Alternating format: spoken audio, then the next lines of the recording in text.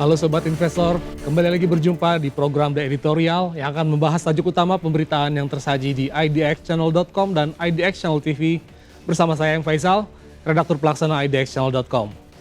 Sobat Investor, kalangan pelaku industri domestik baru saja mendapatkan oleh-oleh manis dari Presiden Prabowo Subianto. Seiring lawatannya ke Amerika Serikat untuk menghadiri sejumlah agenda strategis. Salah satunya terkait peresmian kesepakatan tarif dagang resiprokal atau Agreement on Reciprocal Trade alias ART antara Indonesia dengan AS yang resmi ditandatangani pada Jumat 20 Februari 2026 lalu. Perjanjian ini secara resmi bernama Toward a New Golden Age for the US-Indonesia Alliance, di mana di dalamnya disepakati bahwa sebanyak 1.819 komoditas andalan Indonesia mendapatkan fasilitas tarif 0% untuk masuk ke pasar AS. Dengan catatan bahwa kesepakatan ini menggunakan pendekatan tarif rate quota atau TFQ alias hanya akan berlaku untuk kuota tertentu. Sejumlah komoditas nasional masuk dalam fasilitas ini seperti sawit, kopi, kakao, karet, produk elektronik, tekstil, hingga komponen pesawat terbang, serta berbagai jenis produk lainnya. Sementara sejumlah komoditas dari AS juga mendapatkan fasilitas tarif 0% dari pemerintah Indonesia, seperti gandum dan kedelai, serta beberapa komoditas lainnya yang meski tidak mendapatkan fasilitas tarif 0%, namun tetap mendapatkan perlakuan khusus dengan porsi tarif yang dikurangi dari aturan semula. Menurut pemerintah, diberikannya perlakuan khusus ini tidak semata-mata sebagai hal yang menguntungkan pihak AS, melainkan juga membawa benefit bagi dalam negeri, demi memberikan kepastian investasi sekaligus memperkuat rantai pasok global, terutama di sektor teknologi informasi, kesehatan, pertanian, dan juga farmasi.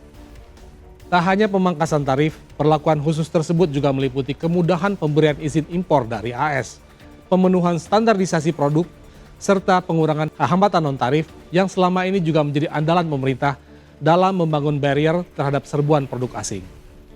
Dengan mulai dijalankannya kesepakatan ini, pemerintah meyakini bakal berdampak langsung terhadap 4 juta pekerja di sektor tekstil, sekaligus berpengaruh positif terhadap 20 juta masyarakat lainnya dengan mempertimbangkan jalinan keluarga dari para pekerja. Tak hanya pemerintah, tercapainya kesepakatan ini juga diyakini oleh berbagai pihak sebagai sebuah capaian positif. Pasalnya sebelumnya, Amerika Serikat bahkan telah memperlakukan porsi tarif hingga 19% untuk Indonesia, dengan dalih sebagai bentuk resiprokalitas mengingat begitu banyaknya produk Indonesia yang sangat mengandalkan pasar AS. Karenanya, terhitung sejak pertengahan tahun lalu, pemerintah Indonesia cukup getol dan intensif melakukan sejumlah pendekatan, dengan beberapa kali mengajukan perundingan yang pada akhirnya berbuah manis, dengan hasil kesepakatan sebagaimana yang telah ditandatangani saat ini.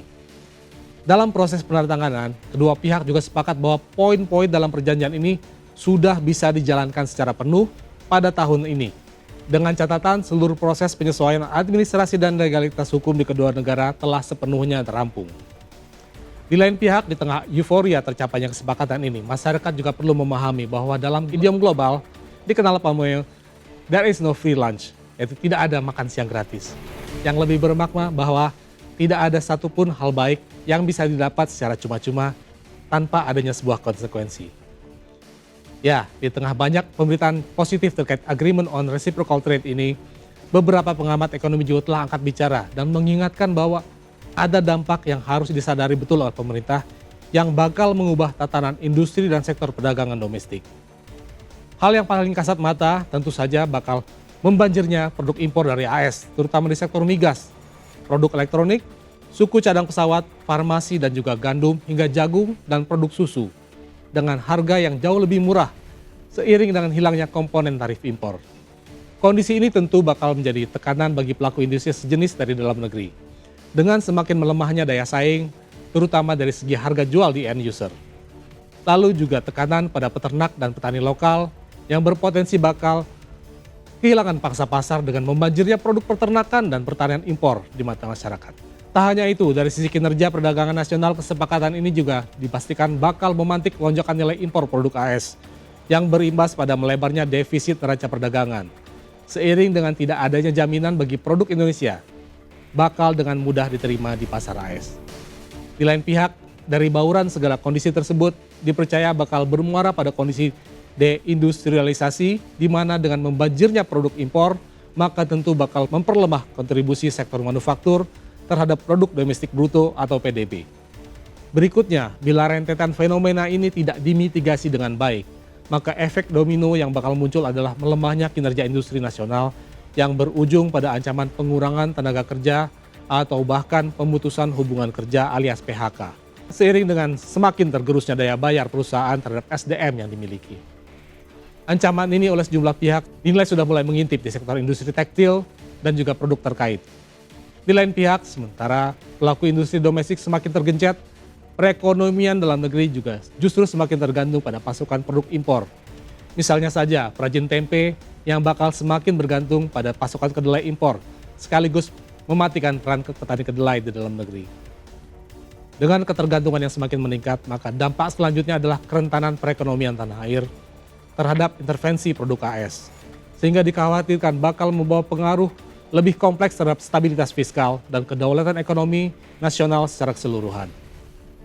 Mungkin kerentanan ekonomi domestik terhadap beragam dampak turunan ini bagi sebagian pihak masih berupa spekulasi dan justru dianggap sebagai bentuk kekhawatiran yang terlalu dini.